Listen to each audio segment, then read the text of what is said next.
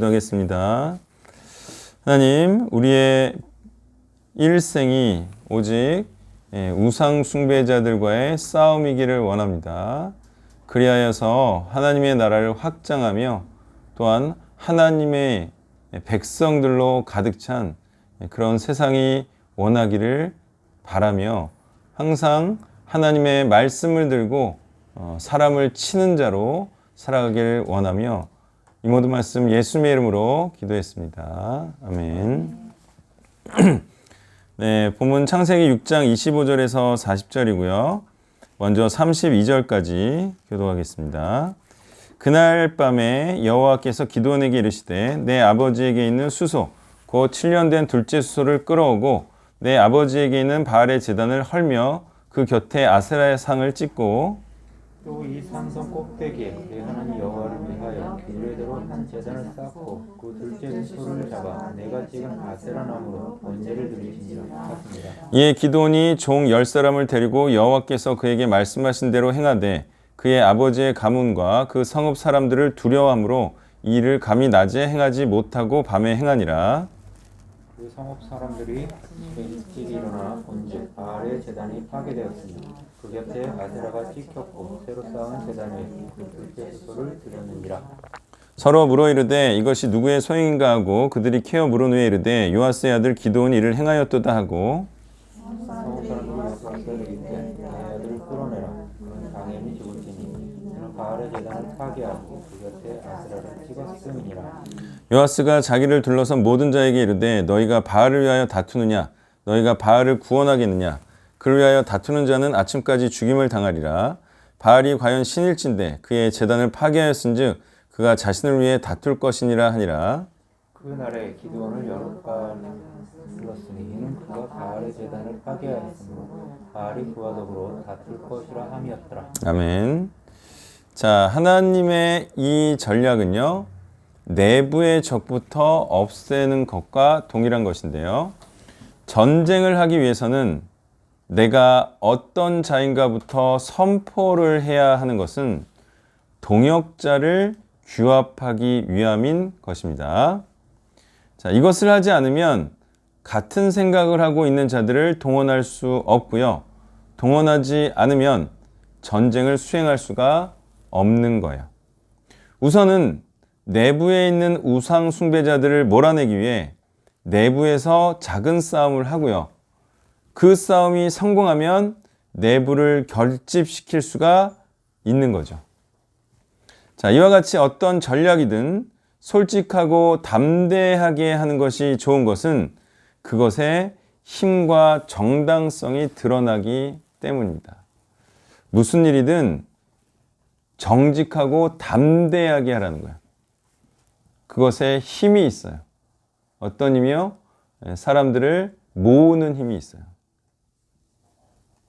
기존에 고용지원금을 강의할 때에도 고아원 비전에 대해 말했지만 어제 원주에서 강의할 때에는 시간이 되기도 했고 또 앞에 앉아 계신 분이 교회를 다닌다고 하길래 더욱 담대히 했더니 그분이 혼자 구독자 수를 7명이나 늘려준 것 같아요.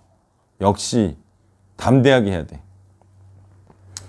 누가 이걸 싫어하지 않을까? 고용지원금 강의와 맞지 않는 것은 아닐까?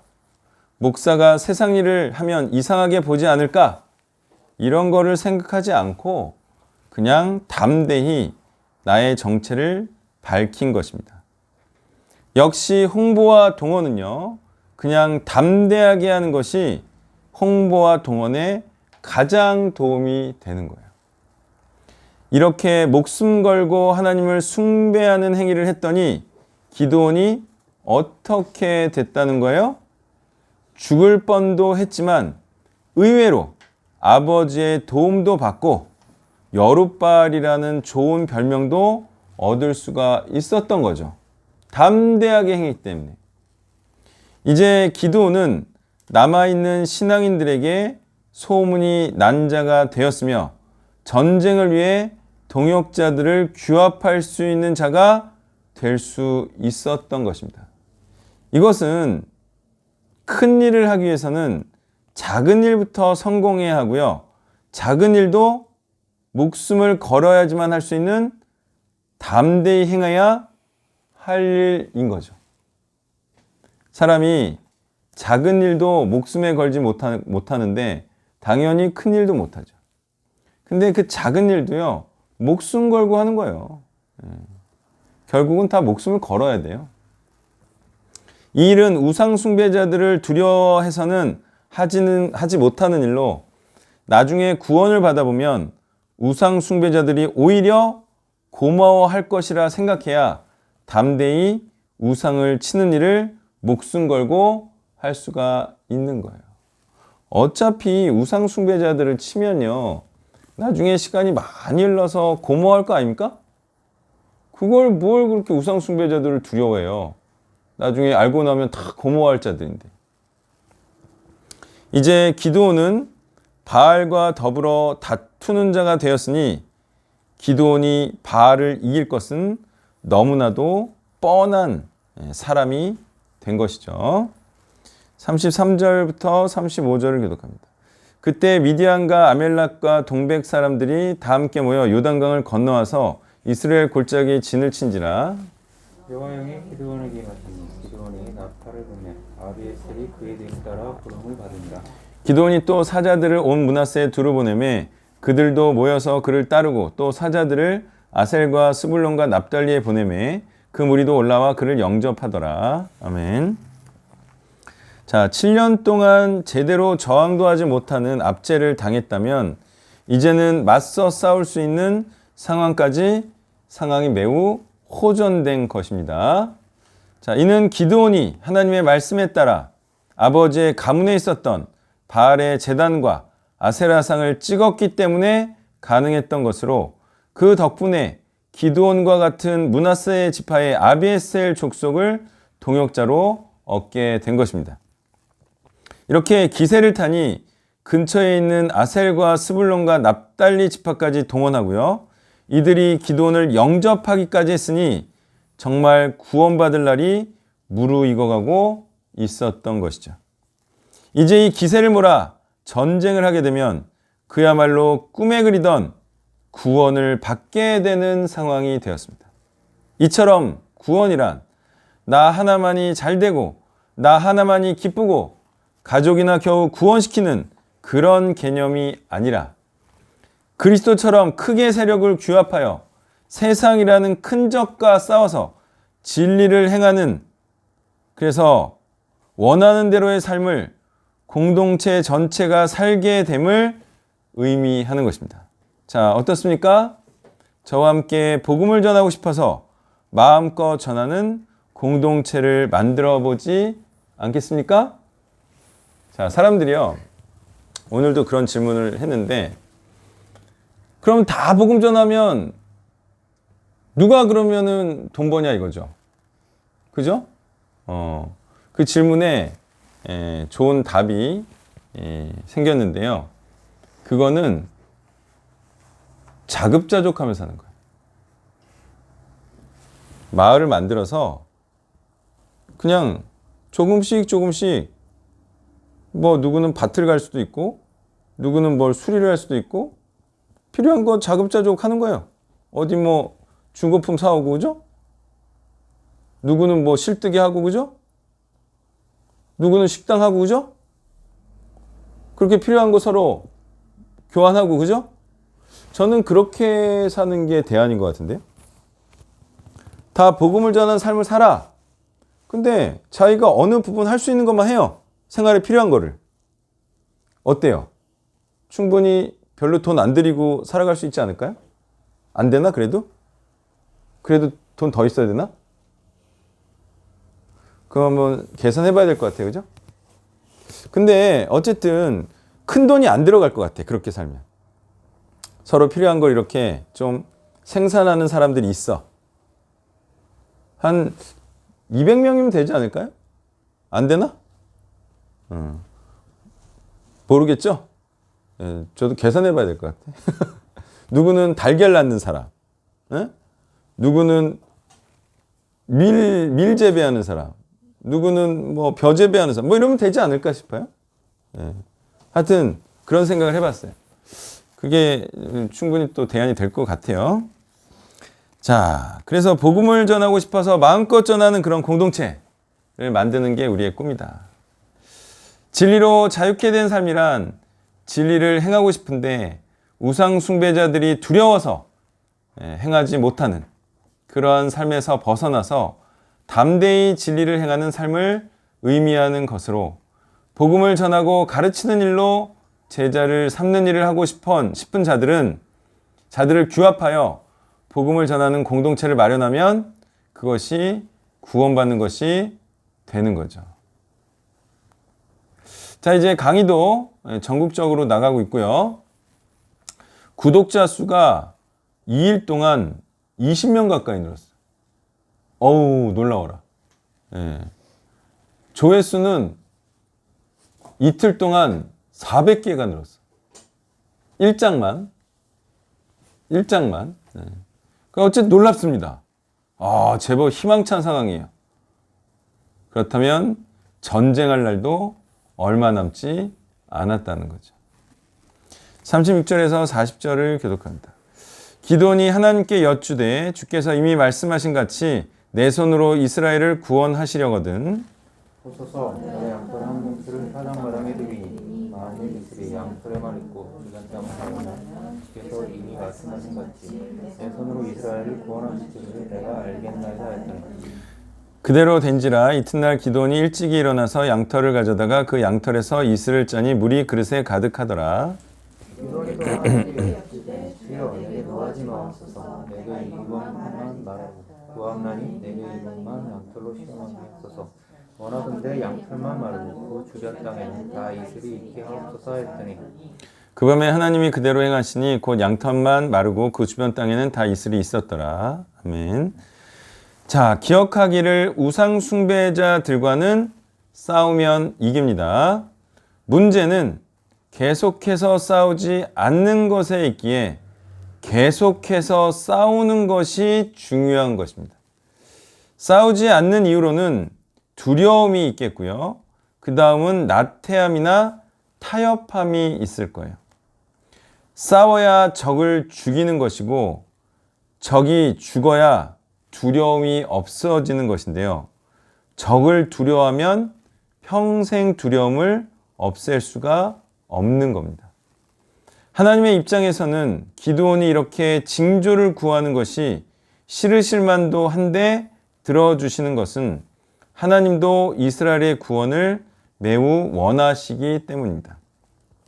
항상 하나님께서는 사람을 통해 구원의 역사를 일으키셨고 지금은 기드온이 필요해서 기드온의 요청을 들어주시는 겁니다. 이렇게 그래도 하려고 하니까 기특하기도 하셨겠죠. 이제 담대하게 전쟁할 수 있는 모든 준비가 끝났습니다.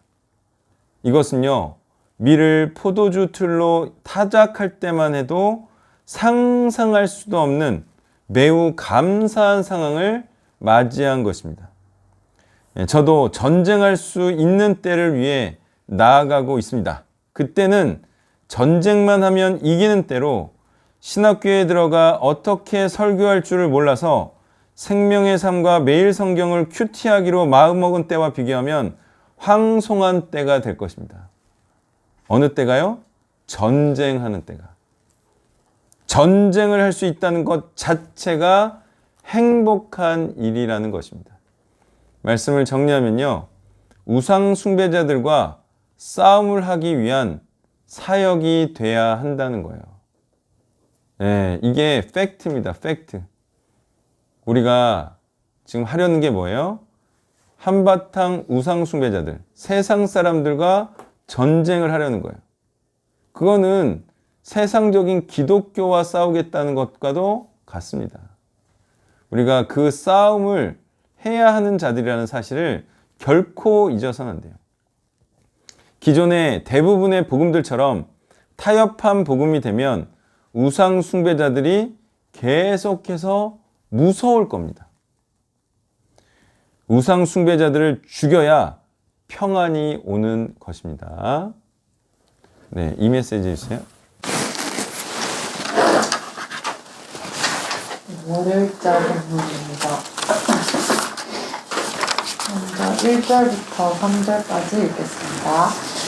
에훗이 죽으니 이스라엘 자손이 또 여호와의 목전에 알고내만에 여호와께서 하솔에서 통치하는 가나안 왕 야빈의 손에 그들을 파셨으니 그의 군대 장관은 바로셋 합고임에 거주하는 시스라요.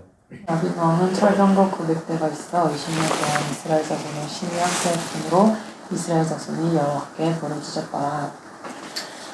사사가 죽으니 에훗이 죽으니 이스라엘 백성들은 다시금 죄를 짓습니다. 이스라엘은 계속해서 죄를 짓고 또 외적에게 지배를 당하고 부르짖어 하나님이 사사를 보내시고 구원하시는 사이클이 계속되고 있습니다. 한번 세게 겪으면 돌이킬 만한데도 계속해서 하나님 앞에 우상 숭배를 하는 모습이죠. 그래서 정말 웬만해서 결단하고 또 강하게 끊어내지 않으면 또 계속 전쟁하지 않으면 저희 또한 이렇게 될 것입니다. 그래서 강하고 또 단호한 결단이 필요할 것입니다.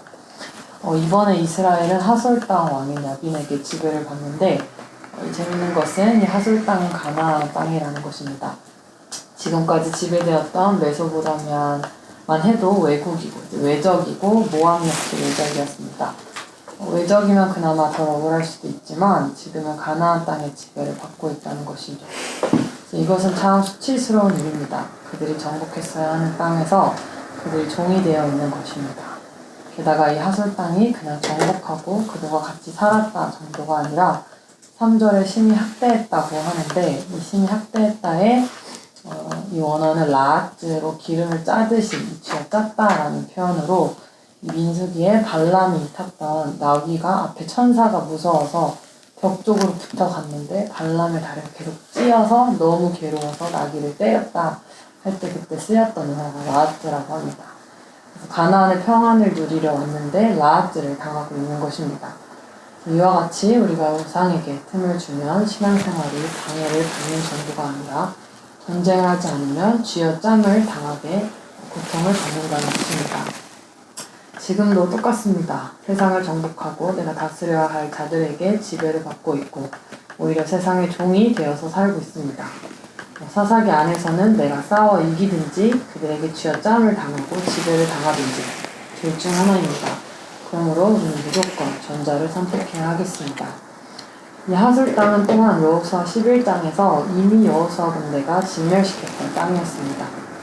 불순종하니 결국 그들에게 다시 지배를 받으니 괴로움은 더할 것입니다. 한번 취한 승리는 영원하지 않습니다. 승리를 계속 유지하기 위해서는 계속 순종해야 하며 계속 싸워 더욱 강성해져야 하겠습니다. 4절부터 끝까지 읽겠습니다. 그때 랍비도세 아내 여선지자 드보라가 이스라엘의 사사가 되었는데 그는 에브라임 산지 라마 베델사의 드보라의 종려나무 아래에 거주했고 이스라엘 자손은 그에게 나아가 재판을 받더라. 드보라가 사람을 보내어 아비노함의 아들 바락을 납달리 게데스에서 불러다가 그에게 이르되 이스라엘의 하나님 여호와께서 이같이 명령하지 아니하셨느냐. 너는 납달리 자손과 스불론 자손 10,000명을 거느리고 다볼산으로 가라. 내가 야빈의 군대 장관 시스라와 그의 병거들과 그의 무리를 기송강으로 이끌어 너에게 이르게 하고 그를 내 손에 넘겨주라 하셨느니라. 바락이 그에게 이르되 만일 당신이 나와 함께 가면 내가 가려니와 만일 당신이 나와 함께 가지 아니하면 나도 가지 아니하겠노라 하니 이르 내가 반드시 너와 함께 가리라. 그러나 내가 이번에 가는 길에서는 영하지 못하리니 인 여호와께서 시다의 여인의 손에서 파실 것임이라 하고 드보라가 일어나 베데스가 아니라. 바락이 스불론과 납달리를 게데스로 부르니 10,000명이 그를 따라 올라가고 드보라도 그와 함께 올라가니라. 부르짖는 백성들의 이제 모습을 보시며 사사를 부르시는데 이번 사사는 여선지자 드보라입니다. 당시에는 남자들이 주로 하나님의 사사로 일을 하고 여자가 리더 혹은 사사로 언급된 적이 없는데 최초로 하나님의 사사로 여선지자가 발탁이 된 것이죠. 이것은 사실 남자가 부끄러워해야 할 일이었습니다. 왜냐하면 그 당시에 나설 남자가 없었다는 것입니다. 그 철번거 900대 앞에서 아무 남자들이 찍소리를 못한 것입니다. 그런데 드보라가 그냥 평범한 주부라서 잘 세워진 것이라기보다는 왜 사사가 되었는지를 5절은 이렇게 설명합니다. 에브라임 산지 라마와 베델 사이 드보라의 종려나무 아래에 거주하였고 사람들은 그녀에게 재판을 받더라. 여선지자, 원어로 네비아인데 이는 말씀을 전하는 자를 나타냅니다. 그녀가 종려나무 아래에 있었다고 하는데 주석에 따르면 종려나무 아래에 거주했다는 자체가 하나님의 일, 공무를 수행하고 있다는 것을 암시하고 있으며 이는 당대의 재판을 통해 백성들에게 올바른 하나님의 뜻을 가르쳐 선을 행하게 하는 지혜로운 영적 리더로의 성격을 보여준다고 합니다. 그리고 이후에 그녀는 비록 직접 전쟁에 임하지는 않지만 전쟁을 지휘하는 자의 리더로서의 모습을 보여줍니다. 그러니 본문에서 그녀는 공적인 성격, 말씀을 전하는 자로서의 임무, 또 리더십과 지시, 공정함, 담대함, 전쟁을 바라보는 안목과 투사로서의 능력이 모두 출중했던 것입니다. 이것이 리더이고 또 이것이 하나님께서 사사로 선택한 이유이기도 하겠지요. 말씀도 잘 알아야 하고 공정해야 하고 또 재판할 수 있는 통찰력도 필요한 데다가 용감하기까지 해야 합니다. 무엇보다 이후 드보라의 모습을 통하여 그녀는 싸우고자 하는 의지와 또 하나님이 반드시 승리케 하실 것이라는 믿음 또한 출중했음을 볼 수 있습니다. 이런 자를 하나님은 사사로 부르시는 것입니다. 어떤 혈통과 외적 조건, 실용적인 능력, 기술이 있어서가 아니라 하나님의 말씀을 경외하여 그것을 신뢰하고 그것을 믿고 나아가는 사람 말입니다. 드보라가 바락을 불러 시스라와 싸우라고 명령하는 모습에 이 바락과 드보라의 모습이 좀 대조되는 게 보여지는데 하나님이 승리를 지어줄 테니 가서 싸우라고 하였으나 바락의 대답은 드보라 당신이 가면 가고 안 가면 안 가겠다라고 대답합니다. 이것은 거의 안 가겠다라는 말인 거죠. 하나님의 명령인 건 알겠지만 드보라가 안 가면 순종을 안 하겠다는 것은 하나님을 따르겠다는 명령은 아닌 것입니다. 결국 드보라가 갔으니 순종한 것이 되었고 결과가 굉장히 좋았지만 꼭 가지 않았다면 이것을 순종을 안 한 것이 되어버린 것입니다. 반면 드보라는 반드시 가겠다고 고백하는 모습을 볼 수 있습니다. 직접 칼을 휘둘러 보지 않은 드보라는 사실 상황을 보았으면 더 못했을 일입니다. 하지만 드보라는 함께 가겠다고 이야기를 하고 있습니다. 물론 누구나 두려워할 만한 상황이긴 합니다. 철병거 900대는 절대 적은 숫자가 아니죠. 우리나라에도 제일 좋은 K1 탱크가 약 1000대에서 1500대가 있다고 하는데 당시 조그만 그 도시 국가에 900대의 철병거를 소유하고 있었다는 것은 정말 막강한 국가였음을 말해주고 있습니다. 아마 바락은 머리에서 이 철병거 900대가 다 무너지는 그림을 그릴 수가 없었을 것이고 20년이라는 이 긴 시간을 지배를 당하니 이제와 그것을 하려니 할 수 있을지 두려움이 엄습한 것입니다. 그것을 혹자는 또 학습된 무기력이라고도 얘기를 합니다. 20년 동안 시스라에게 지배를 당하고 또 그 20년의 철병거의 두려움이 하나님의 말씀으로 극복되지 않는 것이죠. 그럼에도 드보라는 두려움 없이 갑니다. 하나님이 이 승리를 주실 것에 대한 확신을 한 것이죠. 바락은 결국 순종을 하였지만 이 9절을 보면 약속이 바뀐 것을 볼 수 있습니다. 7절은 분명히 하나님께서 반드시 시스라와 그의 병거를 바락 손에 넘겨주겠다, 그 승리를 취하게 하겠다라고 하였지만 바락의 반응에 9절은 시스라를 여인의 손에 파셔 그 영광을 여인에게 넘길 것이라고 말하는 것입니다. 그렇게 결국 시스라는 야엘이라는 여인의 손에 죽습니다. 이렇게 하나님의 부르심에 망설이면 하나님은 다른 자에게 그 영광을 넘기십니다. 그래서 이왕 순종할 것이라면 깨끗하고 단호하고 용감하게 하기를 원합니다. 물론 순종하면 결국 구원이 있겠지만 부끄러운 가운데 받는 구원이 될지도 모를 일입니다. 상황이 아니라 하나님의 말씀을 믿고 가야 하겠습니다. 하나님은 이러한 자를 기뻐하시기 때문입니다. 제가 이 얘기를 한번 한 적도 있지만 저희 엄마가 이제 선교사로 몽골에 갈 때에도 참 많이 초기에는 가려고 했지만 중간에 좀 상황이 못 가게 되는 상황이 이제 되면서 지체가 되기 시작했고 주변에서 점점 이제 몽골을 왜 가냐 하필 왜 몽골이냐라는 이 일들로 좀 많이 지체가 되는 상황에서 아빠만 이제 보내고 엄마는 좀 저희랑 그냥 중국 몽골에 들어가기 전에 중국에 살았는데 거기에 있을까 이제 이런 망설일 때 하나님께서 한 이제 반대를 하던 권사님의 꿈을 통해서 이제 성에 저희 어머니 이름이 성에인데 성에에게 가서 이제 얘기를 해라. 그래서 그 큰 갈대발찌 보여주시면서 정말 지금 가지 않으면 이 추수할 이 능력과 이 모든 걸 추수해서 가진 영적 어미의 권세를 지금 가지 않으면 나는 다른 사람에게 넘길 것이다. 이렇게 전하여라라고 얘기를 하셨고, 그날 새벽에 저희 어머니가 그 전화를 받고 그 말씀을 듣고 바로 몽골 갈 준비를 하셨던 일이 있습니다. 그래서 정말 그때 가지 않았더라면 이후에 정말 몽골에서 정말 몽골이 영혼들에게 영적 정말 우리의 엄마가 되어주셔서 감사하다. 정말 이런 말을 사실 못 들었을 텐데 정말 그때 망설였다면 어떻게 되었을까? 정말 이 말씀을 보면서 생각이 들었던 것 같습니다. 또 심지어 바락은 두려워하였지만서도 후에 싸움을 하려 무찌른 것을 보면 싸움도 굉장히 사실 잘했음을 볼 수 있습니다. 오늘날 우리로 말하면 사실 말씀이 준비되어 싸울 수 있는 사람이라고 할 수 있겠습니다. 하나님께서는 이렇게 능력 있는 자, 또 싸움을 잘하는 바락 같은 자를 쓰시길 원하시지만 중요한 것은 하나님의 말씀을 믿고 싸울 때 반드시 승리할 것이다 라는 믿음이 준비되어 있지 않으면 하나님은 그를 통해 일하시지 않을 수도 있다는 것입니다. 반드시 저 적을 쳐 죽이겠다. 또 하나님이 손에 넘겨주시겠다라는 약속을 하셨다는 것을 믿는 믿음을 가진 자가 하나님의 영광을 함께 취하는 것이겠습니다. 말씀을 정리하겠습니다. 상황이 괜찮아서 또 이길 수 있는 기술과 힘이 있어서 전쟁에서 승리할 수 있는 것이 아니라 하나님의 말씀이기에 승리할 수 있고 그 능력이 무엇보다 강함을 믿기에 승리할 수 있습니다. 우리 안에 또 상대방에게 보여지는 끊어내지 못하는 죄, 계속 반복되는 악습관, 또 너무 돈, 또 생계 이런 이 세상이 너무 커 보여서 하나님을 따를 수 없을 것 같아 포기해버리는 무기력이 있다면 계속 거기 머물러 있을 것이 아니라 반드시 싸워 죽이겠다라는 마음으로 다시 일어나야 하겠습니다. 하나님이 반드시 승리케 하신다는 약속을 믿고 전쟁에 뛰어드는 것입니다. 만약 그렇지 못하면 아무리 겉으로는 칼을 잘 휘두르고 강하고 실력 있어 보여도 하나님 앞에서는 무기력한 사람이 되고 말 것입니다. 두려움이 있을 수 있습니다. 하지만 결국 이겨내지 않으면 지는 자가 되는 것입니다. 실력이 있어도 순종할 능력이 없으면, 즉 전쟁하지 않으면 불순종자가 되는 것입니다. 말씀 공부를 열심히만 한다고 하여 또 잘 풀어낸다고 하여 무조건 하나님이 쓰시는 게 아닙니다. 그 말씀으로 싸우고 싶어하고 또 실제 싸워야 하나님께서 역사하시는 것입니다.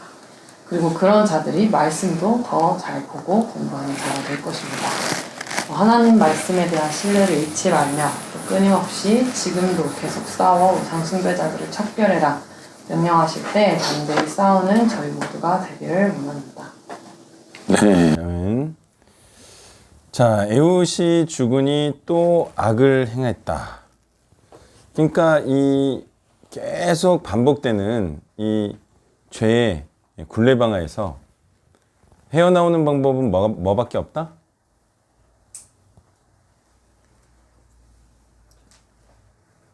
뭐를 하는 수밖에 없다? 전쟁을 하는 수밖에 없다. 아셨어요? 전쟁을 안 하면 어떻게 되니까? 나태해지고 약해지죠. 그럼 또 이민족에 또 침략을 당하죠. 그러면 또 비구원의 상태가 되죠. 그러니까 전쟁하는 상태를 유지하는 것밖에 없어요. 어떻게 될 때까지? 이방 민족이 감히 넘볼 수 없을 때까지. 소위 사방에 평화가 있을 때까지. 전쟁하는 수밖에 없어요. 그렇게 하다가도 저쪽 세력이 좀 강해질 것 같으면 또 전쟁해야죠. 그런 수밖에 없다고요. 서록서록 잡초 이렇게 자라나듯이 이 우상숭배적인 이론들이 서록서록 자라나요. 그러면 자르고 없애고 좀 자라날 것 같으면 없애고 계속 전쟁하는 수밖에 없어요. 이건 방법이 없어요. 전쟁 안 하겠다? 그거는 구원받지 못하겠다는 거예요. 자, 철병거 900대를 갖추는 동안 뭐 했을까요? 뭐 했을까요?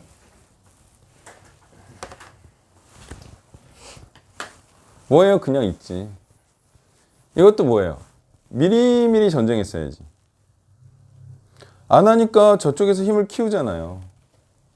키우니까 저쪽에서 전력이 앞설 때 압제를 하잖아요. 그러면 철병거 900대를 만들어놨는데 이미 훈련도 하고 그때는 그냥 당하는 수밖에 없습니다. 아무리 억울해도. 나 몰랐어요. 아니 뭐 그럼 당하면 되지 뭐. 한 10년, 20년씩 노예 생활하면 되지. 자기 땀 흘려서 갖고 온 곡식물들 다 빼앗기면 되지 뭐. 좀 억울해하면 되지 뭐. 그러다가 또 뭐 한 1, 20년 종살이 하다가 또 다시 뭐 전쟁하면 되지 뭐. 지금 이렇게 살다가 지금 사사이가 망하고 있다는 거 아닙니까? 이제 가나안 족속에게도. 그러니까 정신 차리고 전쟁해야 된다고요. 전쟁을 해야 돼요. 전쟁을 안 하면 이제 어떻게 되냐. 자, 보세요. 예전에도 지금처럼 복음 전하기가 어려웠나요? 어떤 것 같아요? 예전엔 쉬웠죠? 근데 요즘은 더 어때요? 복음 전하기가. 훨씬 어려워졌죠? 양육하기도 훨씬 어려워졌죠? 이유가 뭔 것 같아요? 안 싸웠죠? 그래요, 안 그래요? 교회들이 안 싸웠다고요. 타협했다고요. 그러니까 상황이 어떻게 됐어요? 더 악화됐죠. 세상이 더욱더 강해졌어요. 교회보다. 그러면 지금 우리가 전쟁을 하지 않으면 앞으로 우리는 더 어떻게 될 것 같아요? 더 힘들어져요. 전쟁하기가 더 힘들어져요. 그러니까 지금 복음을 전해야 돼요. 그래야 우리가 나중에 정말 난처한 상황, 극한의 어려움에 처하지 않아요. 지금 안 하고 나중에 한다고요? 나중에 하면 더 힘들어요. 이게 그 기독교가 이제 우상숭배자들하고 타협하면서 복음을 안 전하고 복음다운 복음을 설파하지 않았어요. 그래서 지금 이제 싸우기가 굉장히 곤란해졌잖아요. 교회들도 이제는 제대로 된 복음을 선포를 못 하잖아요. 너무 무서워가지고. 내부의 우상숭배자들도 무섭고, 외부의 공격도 무섭고. 예. 이게 점점 악화되고 있다는 걸 아세요. 자, 드보라, 어떻게 여자가 이렇게 사사가 됐을까요? 한번 맞춰보세요. 어떻게 여자가 이렇게 사사까지 됐어요? 어떻게 했을까요? 멋있지 않아요? 드보라 하는 말 하나하나가? 뭐라 그래요? 이스라엘의 하나님께서 이같이 명령하지 아니하셨느냐? 예? 너는 납달리 자손과 스불론 자손 10,000명 거느리고 다볼산으로 가라! 그죠? 멋있어요, 안 멋있어요? 이런 여자 있어요, 없어요? 있죠? 있다니까? 리더십 짱짱해. 그래서 해라! 하나님께서 명하시지 않았느냐? 이런 식으로 하면 여자도 사사 돼요. 응? 여자도 사역자 되고, 여자도 담임 목사 되고, 선교단체 리더도 되고. 이렇게만 하면 돼요. 이렇게만. 하나님께서 가라 하지 않았냐? 응? 같이 가달라고 하니까 가겠다. 이게 아무나 이렇게 하는 게 아니에요. 바락한테 이렇게 얘기하는 것도 그렇지만, 얘기하고 바락이 나 같이 안 가면 안 가 그러면 나도 무서운데 이럴 수 있는 거 아닙니까? 사람이? 근데 그렇게 안 하잖아요. 나도 가겠다. 전쟁 터지만. 그러니까 이런 거 하나하나가 멋있는 거야. 소위 여장부인 거지. 두려움이 없고 하나님께서 함께 하시면 승리한다. 이게 이제 정말 뭐 믿음이 아니라 확신까지 있고, 이런 반대 여자들 있죠. 이런 반대 여자들 있죠. 뭘 해도 우물쭈물하고, 뭘 해도 부끄럽고, 뭘 해도 말을 못하고, 뭘 해도 아무것도 못하는 여자들 있죠. 남자들도 마찬가지고. 뭘 해도 우물쭈물하고, 뭘 해도 확신 없이 하고. 그러니까 이런 걸 딱 보고, 나도 드보라다. 이렇게 하고 담대하게 말하고, 담대하게 선포하고, 담대하게 전쟁터로 나가고. 이게 멋있게 살아야죠. 사람이 멋있게. 우물쭈물하지 말고. 응? 확신하고 담대하게 행하고. 그러면 그래서 이렇게 사사가 된 거예요. 응? 사사감이니까. 그리고 봐봐요. 사람들이 또 재판받으러 가죠. 어떻게 하다가 재판관이 됐어? 어떻게 하다가 재판관까지 됐어요? 떡 부러지고, 응? 올바른 판단하고, 그죠? 똑똑하고. 그러니까 재판받으러 가고, 사람들이 재판 들어가 해주면 인정해주고, 응? 권위가 생기고. 아니, 이렇게 하면 돼요. 명확하게 하나님의 뜻을 알고, 하나님의 뜻대로 얘기해주고, 판결해주고, 응? 확신 있게 행하고. 자, 이렇게 해야 이게 이제 구원을 하지. 그냥 뭐 아무것도 못하면 뭐 아무것도 못하는 거지. 자, 어떻게 이스라엘 사회는 보면요. 이렇게 하나님의 사자가 딱 나오죠, 갑자기. 그죠? 지금도 어쨌든 드보라가 딱 나왔죠? 그리고 또 에훗은 어디 있다가 나왔어요? 또 에훗도 툭 튀어나오죠? 어떻게 튀어나온 거예요, 이게? 어떻게 튀어나온 것 같아요, 하나님의 사자가? 또 구원자가. 아주 불쑥불쑥 그냥. 어떻게 나온 것 같아요? 이게 썩어도 준치라고 이스라엘 사회에 하나님의 말씀이 퍼져 있으니까 이거를 접하고 배웠던 사람들이 때가 되고 그러니까 한 명씩 불쑥불쑥 나타나는 거예요. 하나님의 말씀이 이렇게 그래도 하나님을 섬기는 민족이니까 하나님의 말씀이 퍼져 있겠어요? 안 퍼져 있었겠어요? 이게 이제 국가적으로 퍼져 있으니까 뭐 어쨌든 인물들이 가끔씩이라도 이렇게 나오는 거예요. 어렸을 때부터 말씀을 배우고 그리고 그 말씀의 의미를 아는 애들이 그래도 좀 괜찮은 훌륭한 인물들이 가끔씩 나올 거 아니에요. 그때마다 불쑥불쑥 나오는 거예요. 불쑥불쑥. 그러니까 뭐가 돼 있어야 돼, 기본적으로. 말씀이 많이 퍼져 있고 그걸 많이 접촉할 수 있고 그리고 스스로 보고 알고 또 이스라엘 사회에서 뭐라 그래도 성경교사가 있었겠어요, 없었겠어요? 있었죠. 그러니까 이 말씀을 강조하니까 그래도 어려울 때 영웅들이 나타나는 거예요. 그래서 말씀이 없으면 나중에 그러니까 선지자도 안 나와요. 말씀이 없으면 퍼지질 않으면 그래서 평소에 말씀을 계속 해야 돼. 이게 뭐 아무것도 아닌 것처럼 생각하면 안 되고요. 그래도 이 말씀이 퍼져 있어야 그걸 듣고 정신 차린 애들이 나온다니까, 나중에는. 예? 좀 훌륭한 애들 중에서. 바락이 지금 누구를 의지한 거야? 드보라를 의지했더니 영광이 바락한테 안 가죠. 이게 하나님의 말씀대로 행했는데 이게 어떻게 보면 드보라를 의지했죠. 자, 하나님을 의지하는 거하고 사람을 의지하는 거의 차이가 뭐예요? 내가 영광을 받느냐? 내가 영광을 못 받느냐의 차이. 사람을 의지하지 말고 하나님의 말씀을 의지해서 담대히 싸우면 영광을 내가 가져. 근데 저 사람이 같이 싸워주니까 싸워. 나는 절대 혼자 못 싸워. 나는 내가 군대를 동원해서 내가 주도적으로는 못 싸워. 저 사람이 있어야지만 싸워. 그럼 영광은 그 사람한테 안 가죠, 당연히. 자, 제가 죽고 나서 제가 없으니까 안 싸워, 이제. 제가 에훗처럼 살아있을 때는 싸울 거 아니에요? 그죠? 근데 제가 죽고 나서는 이제 안 싸워. 그럼 영광을 못 받아요. 응? 제가 없어도 싸워야 그 사람한테 영광이 가는 거예요. 그래서 사람을 의지하는지 하나님을 의지하는지는 알 수가 있을까요? 없을까요? 네. 그래서 제가 없을 때도 싸우는 사람이 그 사람이 하나님을 의지하는 자가 맞나요?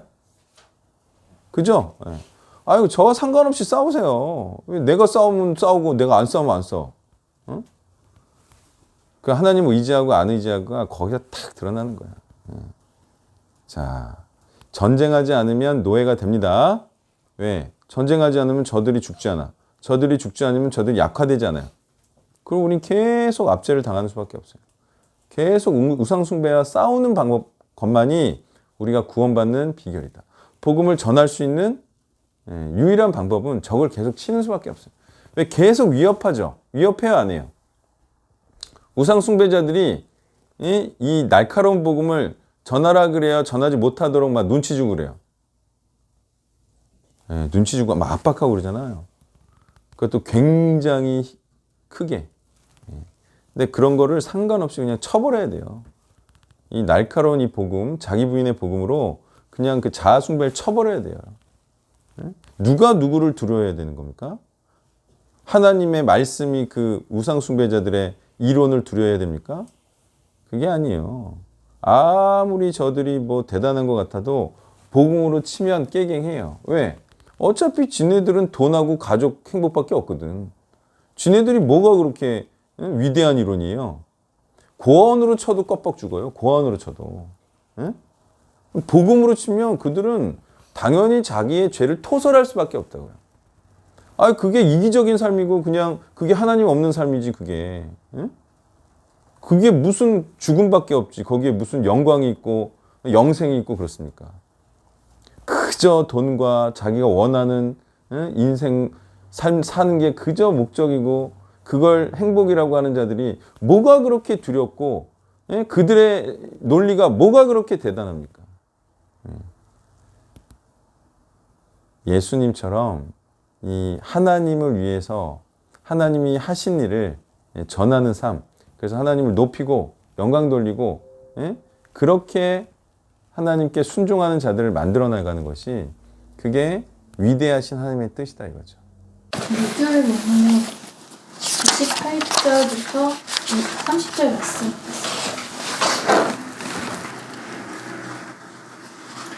군대장관 시스라 어머니의 모습과 대화는 보통 여자들, 보통 엄마들의 모습이 아닐까 합니다. 시스라 어머니가 바라본 미래는 채색옷이 말해주고 있듯 화려하고 주목받는 삶이었을 것입니다. 주변 여자들의 말에 위로를 얻고 자신이 아들을 두고 꿈꾸는 모습이 맞다고 생각하고 있습니다.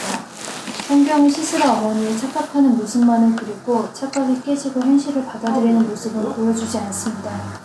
그 어떤 것도 뜻대로 된 것이 없는 것은 물론이고 죽음조차도 아주 비참하고 끔찍하게 그지없는 게 말입니다.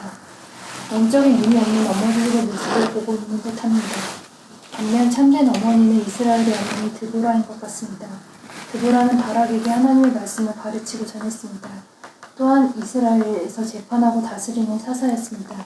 아무라고 지배당하는 시기였지만 드보라의 관점은 하나님을 위해 목숨을 다한 삼갈의 날, 야알의 날로 칭하며 이들의 헌신을 입힙니다. 드보라에게는 자신의 아들이 보인 것이 아니라 삼갈과 야알이 보였던 것입니다. 이상입니다. 네, 사람들이 쉽게 빠지는 함정이죠.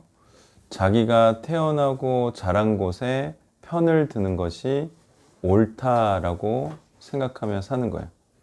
자기가 그냥 여기 이 지역에 태어난 거예요. 예. 그래서 그냥 이 지역에서 살면서 이 나라를 위해서 충성을 다하는 사람으로 사는 거죠. 예. 이거는 그냥 뭐 마찬가지입니다. 뭐 여기 조폭에 들어가서 여기 조폭에 충성을 다하느냐, 저기 조폭에 들어가서 그 조폭에서 충성을 다하느냐, 둘 다 뭐 악인인 건 마찬가지 아닙니까? 마찬가지예요. 그냥 이스라엘에서 안 태어났죠. 그래서 그냥 뭐 어느 나라입니까? 시스라가 속한 나라가 하솔? 그냥 하솔 땅에 태어나가지고 하솔왕에서 하솔왕을 위하는 사람이 된 거예요. 자, 그리고 어머니가 빠진 함정은 뭐예요? 어머니도 마찬가지예요. 그냥 내 아들이 선한 거지. 내 아들 화이팅. 내 아들이 잘 되는 게 선인 줄 아는 거지. 이게 다 함정에 빠진 거예요. 다 함정에 빠진 거예요. 그냥 한국에서 태어났으니까 한국에서 사는 거지. 그냥 대한민국 만세지. 다 함정에 빠진 거야, 이게. 나는 그냥 누구의 아들로 태어났으니까 그걸 부모님으로 알고 섬기는 거지. 나는 누구를 자식으로 낳았으니까 나는 그 자식을 위해서 사는 거지. 이게 다 함정이라니까요. 아니, 어느 부족에서 태어났으면 그 부족을 위해서 충성하면서 살아야 되나요? 이게 닫힌 생각 아닙니까? 닫힌 생각. 자, 그러면 보세요. 시스라와 시스라의 어머니가 구원받는 방법은 뭐밖에 없어요?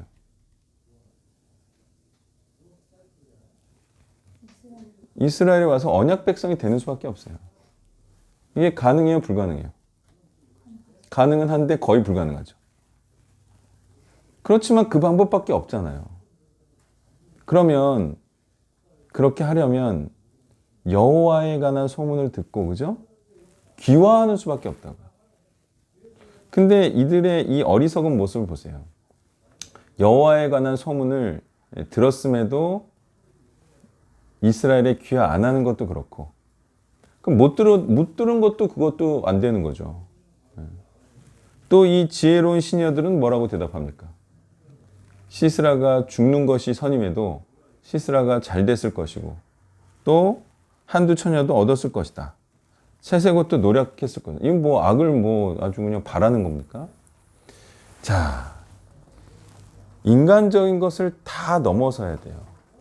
그냥 부모님이니까 그냥 부모님 공경하고, 내 자식이니까 자식을 위해서 살고, 내 나라니까 내 나라를 위해서 살고, 이게 다 사단이 빠뜨려놓은 함정이에요. 구원받기 위해서는 그냥 그런 거 생각하지 말고 그냥 언약의 공동체에 들어가요. 그리고 그 언약의 공동체이든 또 하나님의 말씀에 대하여서 그냥 헌신하는 수밖에 없다고요. 그걸 위해 목숨을 거는 수밖에 없어요. 자꾸 인간적인 것에 얽매여서 나는 여기에 태어났으니까 이걸 위해 살아야겠다. 내 아들이니까 내 아들 애지중지하면서 살아야겠다. 이게 다 사실은 자아숭배 아닙니까? 세상 사람들이 다 그렇게 사는 거고. 자, 어쨌든 복음을 뭐 못 들어봤으면 지가 복음을 찾으려고 찾아 헤매야지. 응? 아니, 그런 복음을 가르쳐주는, 자기 부인의 복음을 가르쳐주는 교회가 없었어요. 그럼 지옥 가서 그렇게 그럼 핑계 대지. 응? 자기가 죽어라 찾아 나서든가. 아니면 자기가 죽어라 성경을 연구하든가. 응? 자기가 만족할 만한 어떤 말씀을 그러면 자기가 캐내든지, 자기가 사역자가 되든지, 그렇게 하는 수밖에 없어요. 마음 편하게 그냥 적이 있는지도 모르고 우상숭배자가 누군지도 모르고 그렇게 살아가다가는 나중에 어떻게 된다고요? 우상숭배자들의 지배를 받아서 이제 그때는 어쩔 수 없는 상태가 된다. 그냥 1년 내내 수고하고 애쓴 게 그냥 다 뺏겨가도 그냥 어쩔 수 없는, 예? 그냥 눈물을 흘릴 수밖에 없는 그런 아주 비참한 신세가 된다니까요. 어떻게 하면요? 지금 복음을 전해서 우상숭배자들 죽이지 않으면 그런 상태가 돼요. 여러분 지금만 해도 봐봐요. 내가 죽으면 어떻게 될 것 같아? 응? 어떻게 될 것 같아? 여러분들이 사람을 죽이는 복음으로 사람을 죽여서 그 사람들을 복음에 헌신시키고 그렇게 할 거예요? 그러니까 정신을 똑바로 차려야 돼. 내가 빨리 사람을 죽이는 복음을 빨리 사용해야겠다. 이렇게 생각을 하고 지금 전쟁에 임해야 된다니까. 이게 장난이 아니에요. 이거 우리가 지금 뭐 잔인하게 몰살되느냐 마느냐 그런 지금 상황이에요. 사람을 빨리 한 명이라도 죽여서 빨리 헌신시키고 복음을 강화시키지 않으면 우리가 나중에 끽소리도 못합니다. 이 복음도 못 전해요. 우리가 아는 복음도 못 전해요. 아마 그거죠. 지금 뭐 어쨌든 뭐 가족 숭배하느라 나간 사람들 복음 전하겠습니까? 에? 뭐 직장에서 잘릴 일 있습니까? 어디 가서 전하겠어요? 죽은 거예요. 이제 어쩔 수 없이 뭐 자기가 아는 것도 못 전해. 그러니까 우상숭배자겠지만 그런 비참한 꼴이 된다니까요. 이제 전할 터전도 없어. 복음 안 전하다가는요, 나중에 복음 전할 터전도 없어요. 그러면 이제 잊어버리는 것 뿐이지. 그러면 이제 고스란히 지옥 가는 거 아닙니까? 이게 전쟁은 항상 목숨 걸고 하는 것만이 전쟁이고, 빨리 말씀을 갈고 닦고 분명히 알아서 사람 죽이는 복음을 전해야 돼요. 예, 그 다음에 있어요. 저는 토요일자와 주일자 같이 보면서 기도원이 하나님께 표징을 구하는 그 모습을 봤습니다. 그걸 좀 보면 언뜻 좀 계속 표징을 구하는 게 하나님을 좀 의심하고 좀 시험에 보이는 것처럼 보이기도 하고, 사실 성경에서 하나님을 이제 시험하지 말라라고 또 이렇게 얘기를 하는데 이것을 좀 어떻게 봐야 되나라고 좀 생각을 해봤습니다. 좀 그냥 하나님을 정말 그러니까 결국 차이는 하나님을 진짜 믿고 싶고 하나님이 보여주셨을 때 정말 순종할 자이라면 하나님께 좀 의심도 하고 좀 시험을 해보는 것을 허용을 하시는 것 같고, 또 반면에 좀 하나님을 진짜 정말 믿고 따르고 싶어서 그것을 할 사람이 아니라 그냥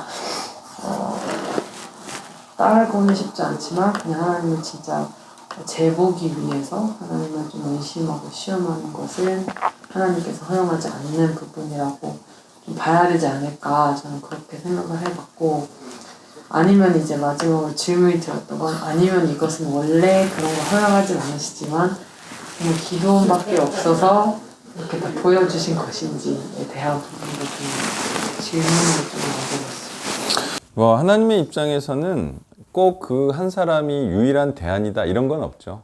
예, 뭐 몇십 년 더 고생시키면 되기도 하고 그런 건 없지만, 하나님의 입장에서도 얘가 이 타이밍에 하는 게 제일 좋은 거 이런 건 있죠. 예, 그러니까 1대안인 거지, 기도원이. 기도원이 안 하면 뭐 하나님의 2대안은 당연히 있는 거죠. 근데 이게 뭐냐면 당연히 좋은 건 아니죠. 하나님의 입장에서는 뭐 믿지 못하겠다가 될 수 있기 때문에.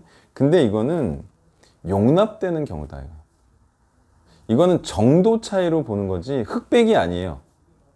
표징을 안 구하면은 선이고 구하면 악이고 이게 아니고, 표징은 구할 수도 있죠.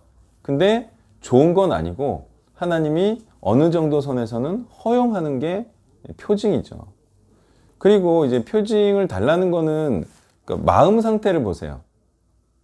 자, 무슨 마음 상태예요? 네? 표징을 달라고 하는 마음 상태가 어떤 상태예요? 그렇죠. 그런 거죠. 의심도 있지만 의심보다는 그래도 내가 좀 무서우니까 더 확신하려고 그렇게 하는 게 느낄까요? 안 느낄까요? 기분도 좀 나쁠까요? 안 나쁠까요? 완전히 좋진 않지. 응? 시험하는 느낌 약간 있으니까. 그리고 자꾸 일 시킨다? 자꾸 일 시킨다? 응? 그냥 좀 대충대충 하라면? 그것도 좀 귀찮겠죠.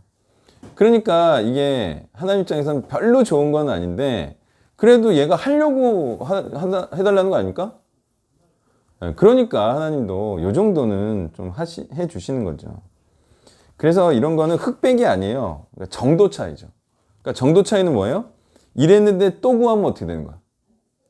그럼 이제 용납 안 하는 쪽으로 가는 거죠. 한 2번까지는 그래도 화내지 않으신다 이거죠. 자, 중요한 게 뭐예요? 결국은 그래서 하는 게 중요해요. 이렇게 했는데 증표를 구했는데 안 해. 그럼 진짜 나쁜 놈이지. 근데 증표를 안 구했는데 안 해. 그것도 나쁜 놈이죠. 근데 증표를 안 구하고 해. 그게 진짜 좋은 놈이죠. 증표를 구하고 해. 그것도 좋은 놈이에요. 그러니까 결국은 증표가 뭐든 아니든 하는 게 중요한 거예요. 전쟁을. 하라는 대로.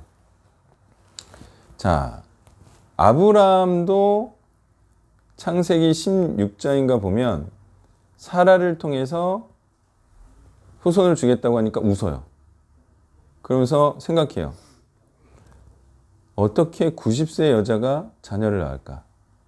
그래서 웃어요. 하나님이 준다고 했는데. 자, 그리고 나서 아브라함이 그걸 믿은 사건으로 봐요? 믿지 않는 사건으로 봐요? 아무 언급이 없어요. 그리고 이삭을 줘요. 말씀대로. 이게 뭐가 중요하다는 거예요? 웃고 안 웃고가 중요한 게 아니에요. 웃을 수도 있지 뭐. 뭐가 중요해요? 믿음으로 순종했다가 중요한 거예요. 그래서 사람이 나 믿습니다 하고 하나님의 말씀을 믿음으로 안 행하는 게 믿는 거예요? 그건 안 믿는 거죠. 근데 하나님 안 믿습니다 하고 하나님의 언약을 말씀을 믿음으로 행해. 그럼 믿는 거야, 안 믿는 거야? 그 말씀 믿는 거예요. 그러니까 믿는다 안 믿는다는 하냐 안 하냐로 드러나는 거지. 뭐 징표 구하는 건 이거는 부수적인 과정인 거죠. 그 전쟁을 안 하면 안 믿는 거고 하나님이 함께 하시겠다고 했는데 전쟁을 하면은 믿는 거예요. 다른 거는 다 부수적이야. 중간 과정이고. 그래서 전쟁을 하지 않으면 안 믿는 거예요. 뭐라고요? 복음으로 사람을 죽이는 우상 숭배자를 죽이는 그 일을 하지 않으면 그 사람은 아무리 해도 믿지 않는 사람이에요. 자, 그 다음에 해주세요.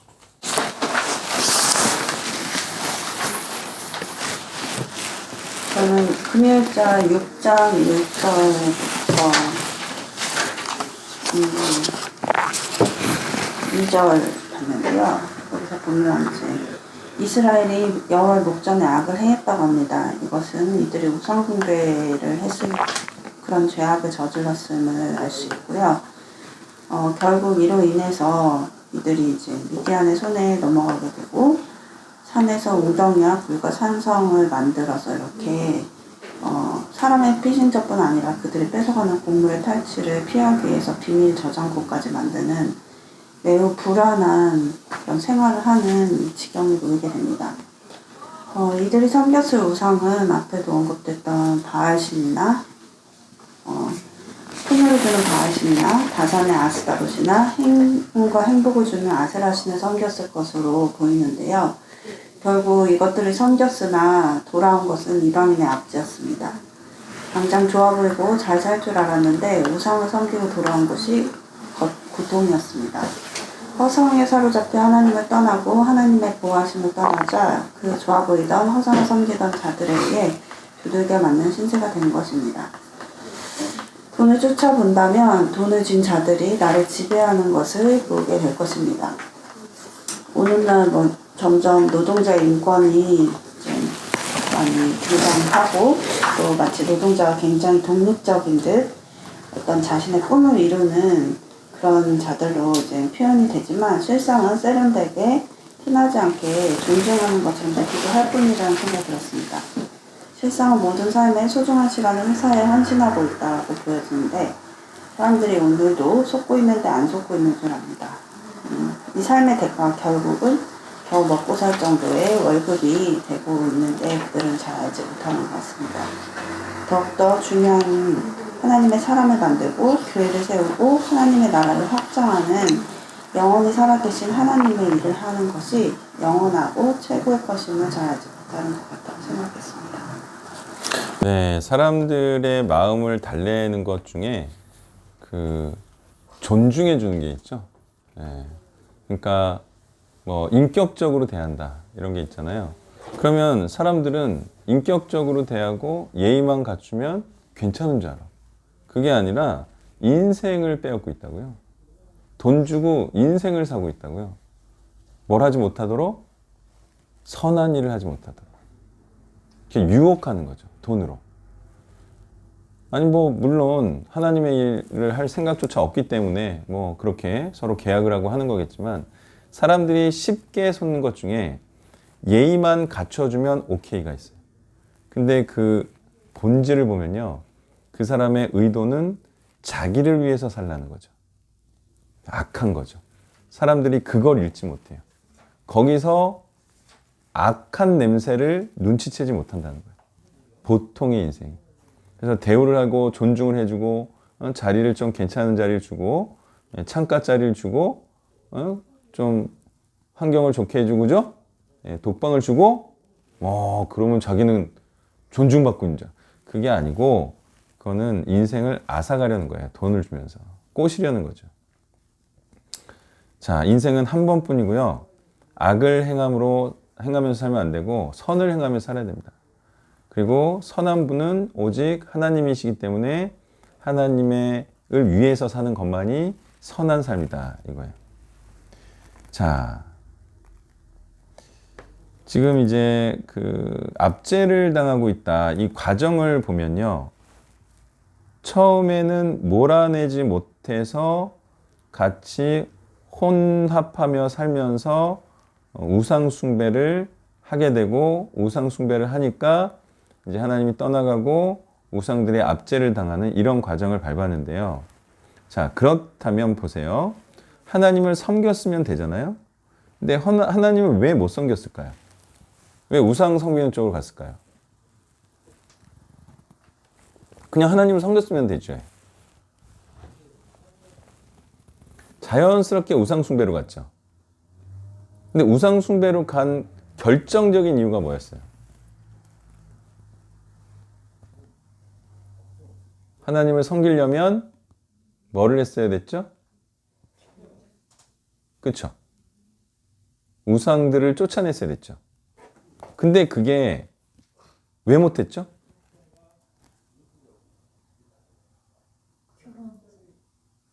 아니죠.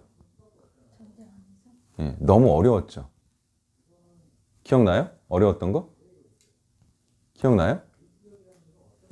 여부수에 뭐 철병거가 있었나? 기억나죠? 자, 여호와를 섬긴다는 건 우상을 몰아내는 건데 그거 자체가 워낙에 어려웠어요. 그러니까 자연스럽게 어떻게 됐어요? 우상 숭배자들을 몰아내지 못했고 그들과 섞여 살면서 우상을 섬기는 쪽으로 갔는데 잘 지내기 쪽으로 갔죠. 자, 지금도 마찬가지예요. 하나님을 섬긴다는 게 어려울 것 같아요? 쉬울 것 같아요? 우상 숭배자들을 몰아낸다는 게 어려울 것 같아요? 쉬울 것 같아요? 어려운 거예요. 그러니까 우상 숭배가 쉬운 거예요. 그러니까 계속 반복되죠, 이게. 그러니까 어느 순간에는 거의 불가능하게 된 거야. 왜? 우상 숭배자들을 몰아내는 게 하나님을 섬기는 거잖아요. 안 그러면 섞여 살면서 우상 숭배를 한다니까요. 특히 애들이. 그러니까 어느 순간에는 이건 하나님 숭배가 거의 불가능해져 버린 거야. 근데 기회들이 계속 왔죠. 사사가 일어나서 진짜 몰아냈을 때. 그땐 기회가 왔죠. 근데 또 계속해서 싸우지 않으니까 또 사사만 의존하니까 전반적으로 백성들이 사사화가 되지 않으니까 또다시 우상숭배의 압제를 받고 이게 반복됐던 거예요. 그래서 아셔야 돼요. 그냥 계속 전쟁하는 수밖에 없다. 그리고 이 전쟁이라는 것은 우상숭배자들을 완전히 몰아내는 거다. 이 우상숭배가 얼마나 그 집요하고 무섭고 강력한 건지는 알겠죠? 세상 사람들이요. 자기가 원하는 것을 정죄화하잖아요. 정말 엄청나게 화를 냅니다. 자기가 하고자 하는 거를 정죄하고 그것을 마치 죄악시하면요. 엄청난 비난을 당합니다. 자기가 하고 있는 일을 정죄당해봐요. 그러니까 그 사람들이 하는 말이 뭐예요? 그럼 이거 누가 하냐? 그죠? 경찰 일 누가 하냐? 그거 자기가 이제 경찰하면 그럼 경찰 일 누가 하냐? 그럼 경쟁률이 20대 1이다. 이렇게 말하면 되고. 아니 솔직히 자기가 하는 일이 자기가 돈 벌려고 하는 일이지 자기가 그걸 안 하면 많은 사람들이 피해를 봐서 안 하냐? 그런 일이 있어요 세상에? 있어요 없어요? 다 경쟁률이 심해가지고 요즘은 자기가 안 하면 남들 다 좋아하는데 핑계도 그런 핑계를 대나? 응? 속히는 사람도 대기하고 있구만. 그러니까 그런 사람들이 근데 어쨌든 자기 먹고 살아야 되니까 불같이 화를 내요. 원래 자기 생업 건드리면 화내요 안 내요? 사람이 자기 생업 건드리는 사람을 제일 증오하는 거예요. 근데 하나님의 말씀으로 그걸 건드려봐요. 그러니까 우상숭배자들과 싸운다는 것 자체가 굉장한 큰 부담을 갖고 있는 거예요. 그리고 그들도 죽이려고 달려들 겁니다. 죽이려고. 지금 유튜브가 갑자기 사람이 조회수가 늘어나고 있는데 그래도 댓글이 안 달려. 이게 왜 안 될까요? 사람들이 하나님의 말씀이니까 조심스러워하는 것 같아요. 그래 안 그래? 이게 아니 이거는 뭐 어떤 뭐 현상을 말하는 것도 아니고 진짜 직접 대고 하나님의 말씀을 해석하는 거잖아요. 그러니까 사람들이 이걸 딴지를 걸었다가 혹시 자기가 전문가가 아닌데 혹시라도 틀릴까봐 막 그래서 댓글 안 다는 것 같아. 근데 오늘 유튜브 찍어주신 분이 이런 말씀을 하시더라고. 그런데요, 하나님의 말씀을 안다고 하는 사람이 이걸 보고 비난은 할 것 같아요. 소위 싸움은 일어날 것 같다는 거야. 근데 아마추어가 이 말씀에 대해서 건드리지는 못할 것 같다는 거지. 그래서 댓글이 안 되느냐? 그래도 감사합니다는 해야지. 응? 많이 보는데. 근데 신기해 이게. 이틀 동안에 400건이 조회됐거든요. 댓글이 하나도 없어. 어? 뭐 어떻게 해석해야 돼 이거를? 원래 가볍고 그런 내용은 댓글 달기가 쉽죠. 예. 그런 것 같아요. 그래도 좀 달아들 주세요.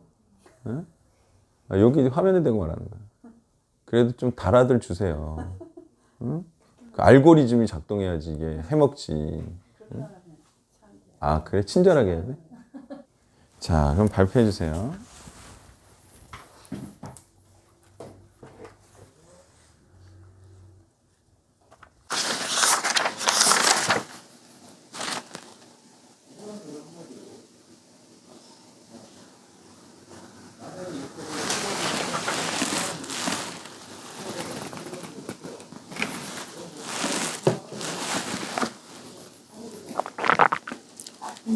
인용의 본문 30절에서 31절을 보면서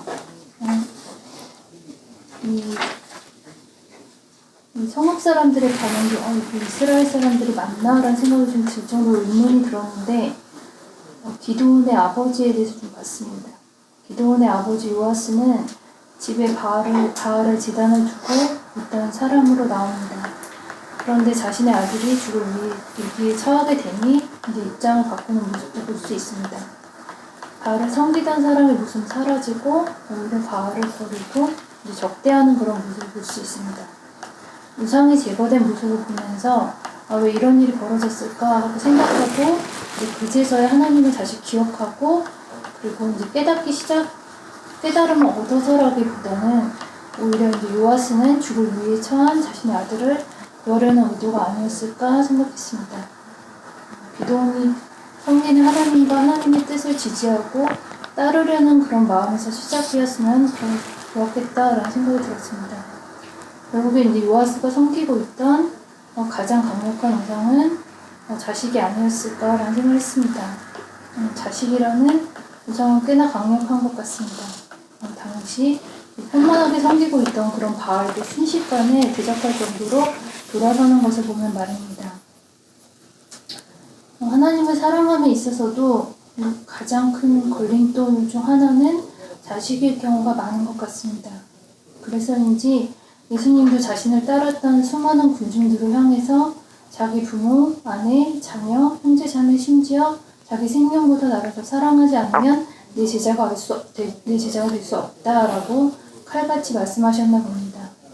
이 세상에서의 그런 가족관계를 좀 버리고 하나님이 허락해 주신 가족관계를 더 우선시하는 공동체가 되길 희망이 봅니다. 예, 기드온 아버지의 바알과 아세라에 대한 신앙심이 참 얕아요, 그죠? 예? 아니, 그래도 신을 믿는다고 하면 당연히 신앙심이 아들보다도 신을 더 사랑해야지. 아니, 신이 더 소중해요? 아들이 더 소중해요? 신이 더 소중한데. 그건 숭배인데, 숭배. 아들은 그냥 아들이고, 바알과 아세라는 신이라고 생각했으면 당연히 신앙이 바알하고 아세라에 갔어야지. 자, 공산당도 공산당에 충성하는 사람이 있고 가족들을 더 사랑하는 사람이 있을까요? 그 있잖아요. 소위 그 가족이라도 사상이 공산당이 아니면 밀고 하고 막 그런 거 있잖아요. 그 신앙이 되게 좋은 거야. 사상에 대한 이 충성심이 진짜 좋은 거예요. 마찬가지죠. 기독교도.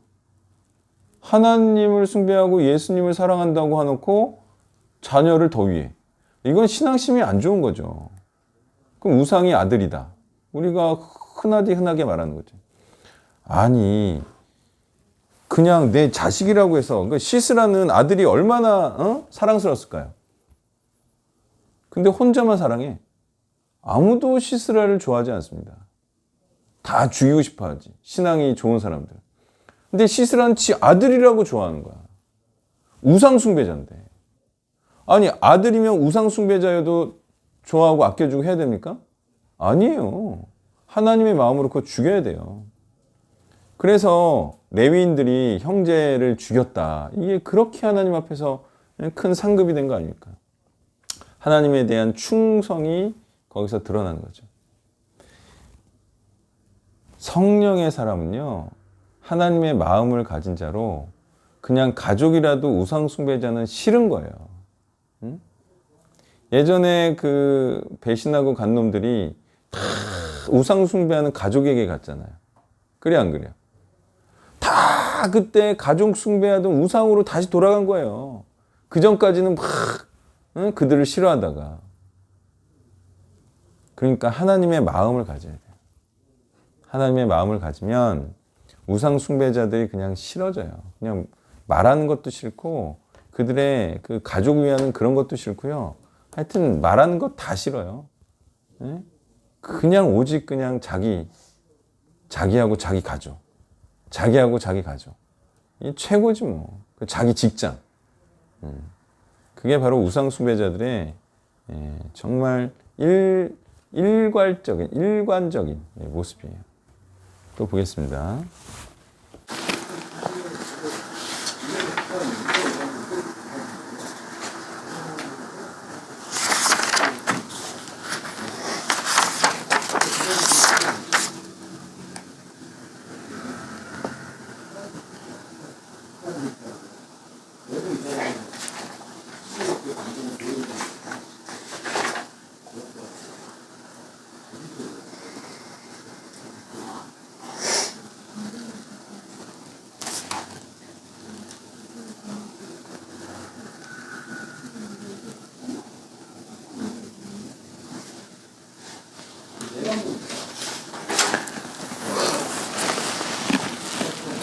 금일자 본문의 10절을 봤습니다.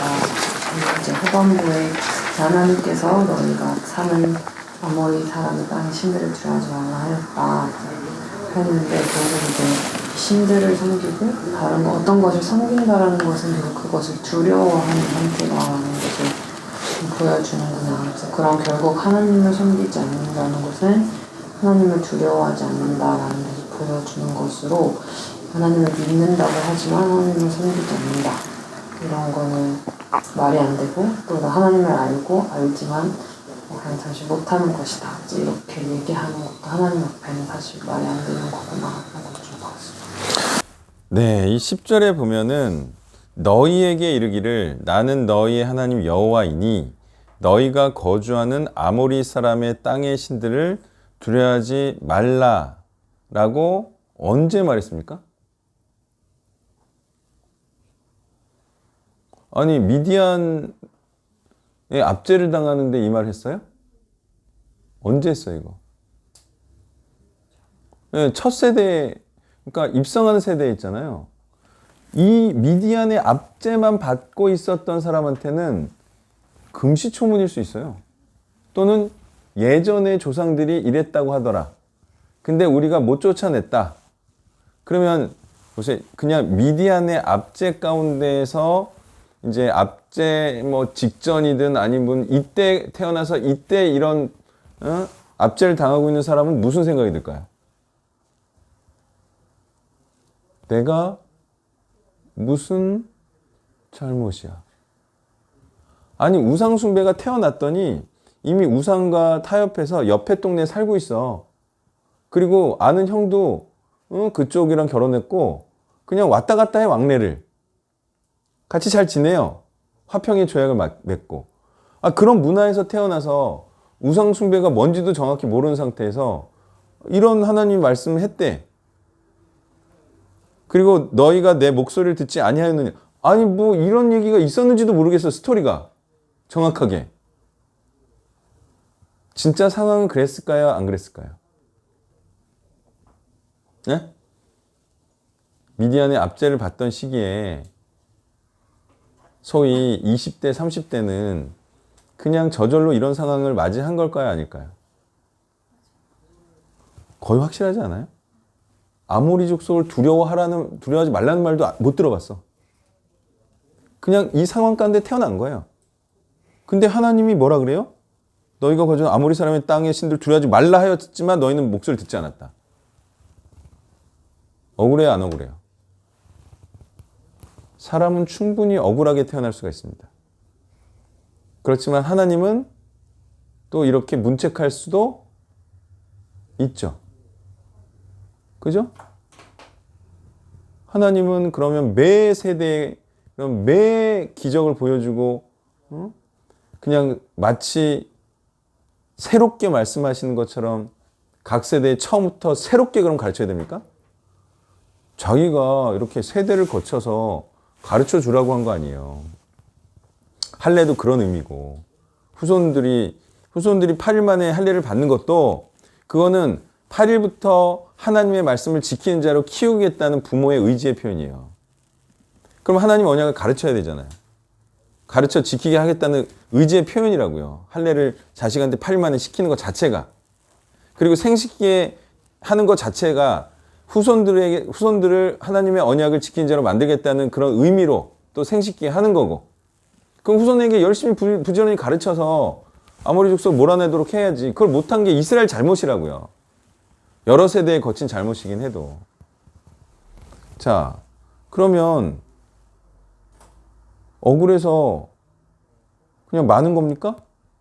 나는 얘기도 못 듣고 아버지가 이런 얘기도 잘 안 해줬어.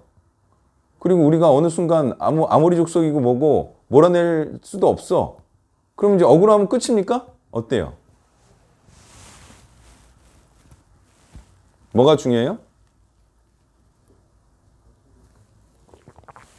지금도 싸워서 몰아낼 수 있다가 중요하죠. 근데 사람들이 죄다 없대. 응? 사람들이 죄다 복음을 전해서 사람을 우상숭배자들 몰아낼 수 없대요. 이유는 간단하죠. 먹고 살려고. 거룩한 뜻을 못 품어서. 아니 하면 하는 거지 못하는 게 어디 있어요. 열심히 성경 공부해서 틈나는 대로 연습했다가 그렇게 실력 쌓다가 그 다음에 프로로 전향하면 되는 거죠. 근데 뭘 못해? 돈 벌려고 못하는 거지.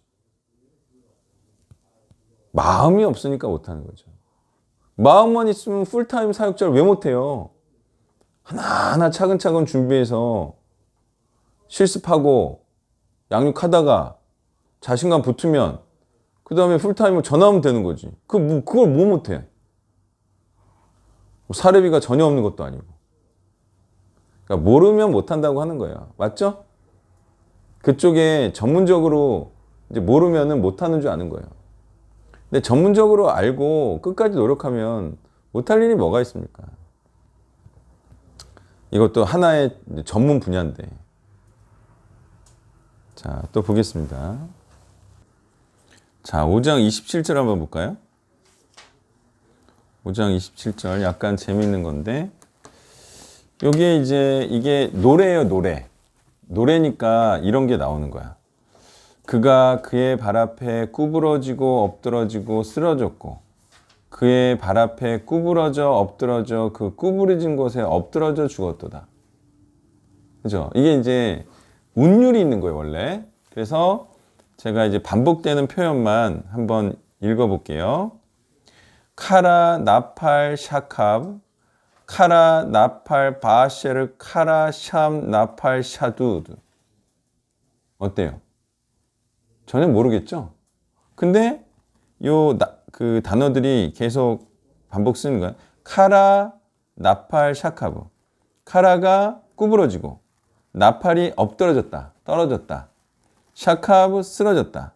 그 다음에 또 카라 구부러지고 나팔 엎드러지고 그리고 바셰르가 그 구부러진 곳에서 접속사인데 그렇게 이제 중간에 쓰였고 다시 카라 샴은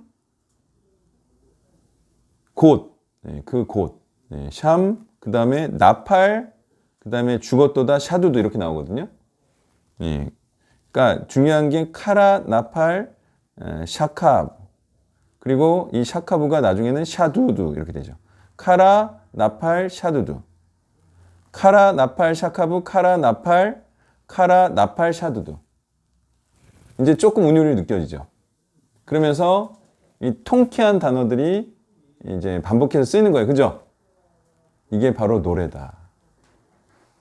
음악 좀 아세요? 음악들 좀 아세요? 이제 좀 배웠죠? 이런 이제 통쾌한 단어들과 함께 운율을 섞어서 노래를 만들었더니 이 노래가 이제 잘 퍼뜨려지고 또 신나게 노래하고 이스라엘 민족의 어떤 통쾌함 그리고 하나님의 이 통쾌한 구원 이런 것들을 이렇게 노래로 만들어서 불렀다는 거죠. 자, 그랬다는 거예요. 어머니가 조금 기미가 안 좋은 것에 눈치를 채는데요. 이제 기미가 안 좋으면 가만히 생각을 해보면 뭔가 잘못되고 있는 것들을 이제 감지할 수 있는데 계속 이제 그 주변에 있는 시녀들이 그 지혜로운 시녀라고 되는데 이게 반어법적으로 사용된 것으로서 이제 이들이 자꾸 이제 괜찮을 거라고 이제 말을 하니까 이제 그냥 그런 분위기로 이제 또 흘러가는 것 같습니다. 오늘날도 많은 사람들이 그냥 자신의 삶이 하나님의 축복받는 게 승리하는 길로 가고 있다고 막연히 생각을 하는데요. 자신이 그렇게 하나님 말씀을 비추어와서 축복받는 게 승리하는 길로 가고 있는지 천천히 살펴봐야 하는데 그러고선 그렇게 살고 있지 못하다면 돌이켜야 되는데 그냥 막연한 긍정으로 자신의 삶을 바라보는 것은 잘못되었다 생각했습니다. 자, 이 시녀들이 이렇게 그냥 위로의 말, 잘 될 거예요. 별일 없을 거예요. 이렇게 말할 수밖에 없나요? 시녀들은? 그럼 죽었을 거예요. 이렇게 말합니까? 아니, 시녀는 그냥 이런 말을 할 수밖에 없어요. 왜요? 죽었을 거예요. 그럼 잘릴 거 아니에요? 시녀? 올해 그것도 어렵게 됐을 거 아니에요? 시녀 계속 하려면 이런 말을 할 수밖에 없다고요. 아니 뭐 죽었을 거예요. 이러면 뭐 발로 잘리는데 뭐. 원래 시녀의 역할은 이런 거고. 자, 그러면 만약에 시스라가 죽었을 가능성이 있더라도 아니 승리했을 거예요 라고 말하는 게 맞나요? 안 그러면 어쩔 거예요? 아니 죽었더라도 지금은 그래도 마음 편하게 있는 게 맞는 거 아니에요? 그렇죠? 그러니까 시녀 입장에서는 맞는 얘기예요 이게.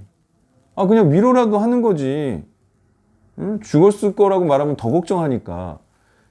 보통 사람들이 이런 마음으로 그냥 위로의 말을 하던가요? 그래요. 사람들도 그래요. 사실과는 전혀 상관이 없이 사람들도 나름 똑똑하기 때문에 아니 뭐 사실 이렇든 저렇든 마음 안심시키는 게 더 낫겠다 싶어서 하는 거지 팩트하고 상관이 없어요. 팩트를 알 수도 없고. 그래서 이런 상황에 처한 사람들은 원래 이런 그냥 위로의 마음을 하는 거고요. 그냥 말하자면 지옥 가기 전까지 마음이나 편하라고 이렇게 하는 거예요. 세상 사람들이 뭐 하나님 말씀 알아요? 뭘 알아요? 그냥 지옥 갈 것도 모르고 천국 갈 것도 모르니까 그냥 죽어서 천국 갔을 거예요. 말하는 거지. 근데 알아요, 몰라요, 자기는? 모르지만 그냥 어차피 나중에 지옥 가거나 천국 가거나 그때 되면 지금 모르니까 그냥 좋은 말 하는 거죠. 그러니까 그 상황에 속한 사람은 그런 말을 할 수밖에 없어요. 그러니까 아는 사람만이 소위 선지자만이 올바른 말을 할 수밖에 없는 거죠. 다시 말해 하나님의 말씀을 선포하는 자만이 단순한 위로를 하지 않을 수 있다. 다른 사람들은 모르기 때문에라도 다 그런 위로의 말, 격려의 말을 할 수밖에 없는 거예요. 상황이 그래요. 위치가 그렇고. 또 보겠습니다. 시스라의 어머니 얘기를 좀 더 하면은 자, 자기가 처한 상황에서 사람들이 다 생각하게 돼 있다라는 건데 예전에요. 뉴욕의 갱스터가 뉴욕 시장을 죽이려 했어요. 근데 그 이유가 뭔지 아세요? 말하자면 조직폭력과의 전쟁을 선언한 거야. 뉴욕 시장이. 그랬더니 이 갱스터 입장에서는 죽이고 싶어요? 안 죽이고 싶어요?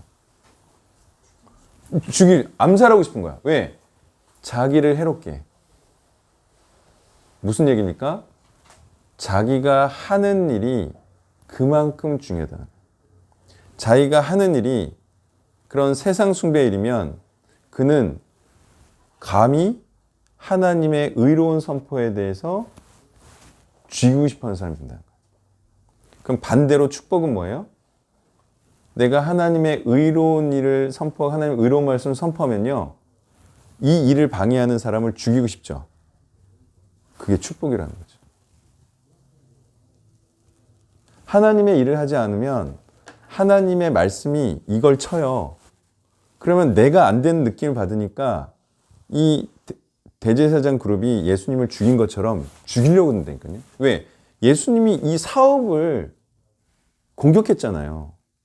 이 사업을 못하게 성전 정화 사건도 그렇고 죄를 드러냈잖아요. 그럼 죽이고 싶죠. 왜? 내가 이거 목숨 걸고 하는 일인데 이걸 방해하잖아요. 그래서 예수님 죽여버린 거라니까요. 이게 저주된 삶이에요. 근데 내가 하나님의 일을 하면요. 하나님의 일을 방해하는 사람 죽이고 싶거든요. 죽여도 돼. 물론 이제 신약이니까 육적으로는 안 되고. 그건 죽이고 싶으니까 영으로 죽여도 돼요. 그건 축복이에요, 이거는. 그만큼 하는 일이 중요하다는 거예요. 뭐예요? 핵심은 오늘 본문도 그랬잖아요. 하나님의 일을 하냐 안 하냐. 하나님의 말씀이 전쟁을 치러라. 구원의 일을 해라. 너도 구원받고 남도 구원시켜라. 그 하는 일이 중요한 거예요. 딱 구원의 일을 해야 돼요. 그 일이 내 일이 돼야 돼요. 그렇지 않으면 하나님도 대적할 수가 있어요. 그래서 지금 세상 사람들이 하나님을 대적하고 있어요. 감히 복음을 공격하고 있고요. 예, 복음을 지금 핍박하고 있잖아요. 자, 이스마엘이 이삭을 핍박했죠. 학대했죠. 조롱했어요. 왜? 그 원리를 말하고 있는 거예요, 성경이. 하갈이 사라를 조롱하죠.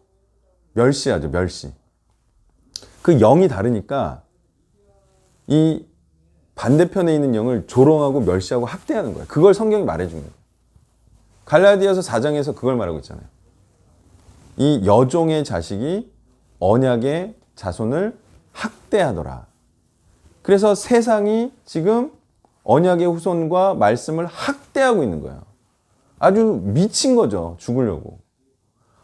감히 언약의 후손을 학대한다. 이게 뭐예요? 불신자들이 복음 전하는 자를 지금 핍박하고 학대하고 조롱하고 있는 거예요. 심지어 쫓아도 내죠. 공원 같은 데서 쫓아내고. 이런 데서 그러시면 안 돼요. 그리고 내가 목사라 그랬더니 전도는 동네에서 하세요. 이딴 식으로 말하고. 죽으려고. 어? 전도를 왜 동네에서만 하나? 각종 모임에 가서도 해야지. 응? 그런 식으로 학대하고. 거기에 이제 말하자면 모임장이니까 나는 그 사람이 학대당하면 학대를 받을 수밖에 없지. 응? 불신자 모임 가가지고 복음 전하니까. 그거는 동네에 가서나 해라. 이렇게 무시를 당하고 학대를 당하고. 지금 그런 시대가 됐다는 거예요. 불신자들이 신자들을 학대하는 세대. 그래서 우리가 어쩔 수 없습니다. 뭐 싸워야지 뭐. 그래서 우리가 역량을 켜야 되고 우리가 원하는 바 우리의 이 마을 안에서는 복음을 전하는 것이 매우 정상적이고 이게 올바른 복음이고 이런 거를 구축을 해서 이제 연남동도 치고 그죠? 저기 마포도 치고 점점 넓혀 나가는 거예요. 그런 걸 당연치 않은 사람들로 이제 이 자기 부인의 복음을 공격하지 않는 사람들로 모아가지고 단단히 해가지고 계속 치는 거예요. 그 수밖에 없어요. 따로 동떨어져서 이걸 합니까? 그러면 그냥 핍박받다가 다 죽어버려요. 다 상처받고 이 복음이 아닌가 보다 이렇게 하고 그냥 끝나버린다고요. 근데 여기서 계속 정당하고 여기서 안식을 얻고 편안함을 얻고 위로를 얻고 그리고 나서 또 충전해서 이게 당연하지 정신 차리고 또 전하고 안 그러면 이 울타리가 든든하지 않으면 또 세상 나가서 또 해롱해롱 이 복음이 아닌가 보다. 응? 이거는 정말 이단인가 보다. 응? 그렇게 생각하면 또 이 복음 못 전해요. 정신 멘탈 약한 애들은 다 그렇게 됐잖아요. 다시 부모한테로 돌아가고. 응? 그냥 처자식 먹여 살리는 그냥 소시민적 삶으로 돌아가고. 절대로 사람이랑 싸우지 않고. 어디 가서도 이제 이런 복음 뻥끗도 못하는 그런 사람으로 돌아가 버렸잖아요. 그래서 우리가 어쨌든 든든하게 이 공동체, 복음의 공동체를 만들어서 여기 안에서는 이 복음이 아주 자유롭게 선포되고 그리고 이게 당연한 복음인 것처럼 우리가 이렇게 만들어 가야 돼요. 아주 철두철미하게 우상 숭배자들을 몰아내면서 아주 힘겨운 작업이 될 거예요. 그래서 전쟁이에요, 전쟁. 절대로 타협하면 안 됩니다. 이 타협된 복음이 교회들을 다 이렇게 만들었잖아요. 복음은 절대로 타협하면 안 됩니다. 자아 숭배와 가족 숭배에 절대로 타협하면 안 됩니다. 우리는 가족보다 하나님을 더 숭배한다. 이런 정신으로 나가는 거예요. 영원히 그렇게 나가야 됩니다. 네, 기도하고 마치겠습니다.